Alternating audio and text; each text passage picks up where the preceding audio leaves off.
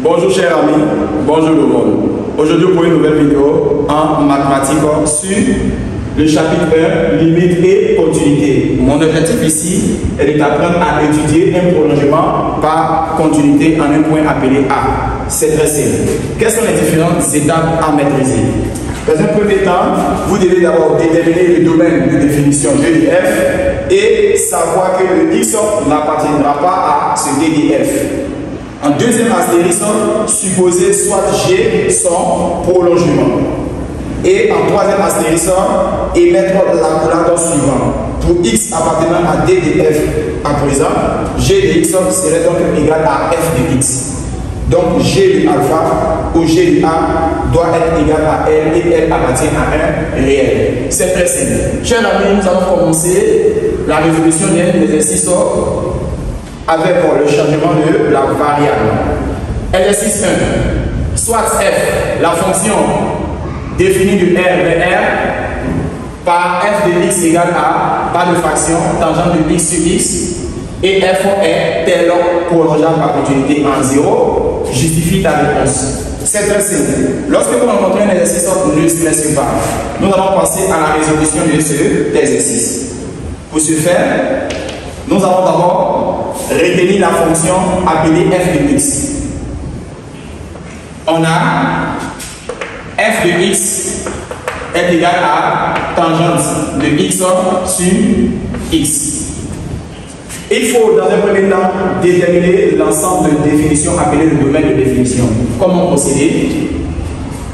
Pour x appartenant pas à D de f et x appartient à un réel, il faudra savoir que lorsque vous avez A sur B, le B est différent de 0. Alors dans notre cas là, c'est x qui serait donc différent de 0. Une fois que c'est fait, le domaine de définition portera le nom de D de f égale à R privé de ce 0. Cette information peut s'écrire sous la forme suivante. D de f égale à l'intervalle moins l'infini 0, union 0 plus infini. Alors, étant donné que le prolongement par continuité se fait en un nombre réel, alors nous allons donc prolonger par continuité au point 0. Voilà pourquoi la question était f est-elle dérivable par continuité en 0? Parce qu'on sait que le nombre qu'on trouvait devrait être 0. Une fois que vous avez déterminé le domaine de définition, vous passez à la supposition. Mais pour faire la supposition, il faudra donc calculer la limite. Comment calculer la limite? Nous allons donc suivre. Calculons la limite de f de x en 0. Alors, pour cette limite, on aura limite lorsque x tend vers 0 de f de x serait donc égal à la limite lorsque x tend vers 0 de notre écriture appelée tangente de x sur x. Vous devez donc réécrire tangente. Réécrivons f de x. Pourquoi réécrire f de x? Car nous ne pouvons pas trouver cette limite là, mais il faut changer la variable pour trouver la réponse. On sait que tangente de x égale à sinus de x sur cosinus x. Nous allons donc avoir la fonction f de x qui va se présenter sous la forme suivante. Sinus de x sur cosinus de x, le tout sur x. Lorsque vous avez A sur B, le tout sur C, alors B vient rejoindre le C, on n'aura pas fini, A sur BC. C'est cette hypothèse que je vais utiliser pour travailler. Alors f de x va se présenter sous la forme sinus de x sur cosinus x multiplié par ce fameux x. Une fois que c'est fait, on aura f de x égale à sinus de x sur x multiplié par 1 sur cosinus x. Désormais, nous allons calculer cette limite. Limite, lorsque x tend vers 0 de f de x, sous-entend aussi que la limite, lorsque x tend vers 0 de sinus x sur x multiplié par 1 sur cosinus x. Qu'est-ce que l'on sait de sinus x sur x en 0? On rappelle que la limite, lorsque x tend vers 0, de sinus de x sur x est une limite de référence et cette réponse donnera 1. Une fois que nous connaissons la limite, lorsqu'il tend vers 0, de sinus de x sur x qui donnera 1, nous allons donc ici remplacer le x par 0. On aura donc cosinus de 0. Une fois qu'on remplace le x par 0, on a cosinus 0 et aussi cosinus 0 donne 1. Comme ça, la limite lorsque x tend vers 0 de sinus de x sur x, nous donnons 1 multiplié par 1 sur cosinus de 0 qui donne aussi 1. On aura donc 1 fois 1 qui nous donnera 1. Suivez attentivement la suite.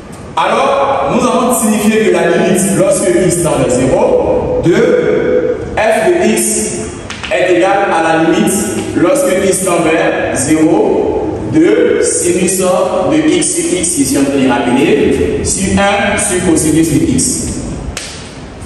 Ici, la réponse trouvée est 1. Une fois que vous trouvez une réponse, il est impératif de savoir justifier.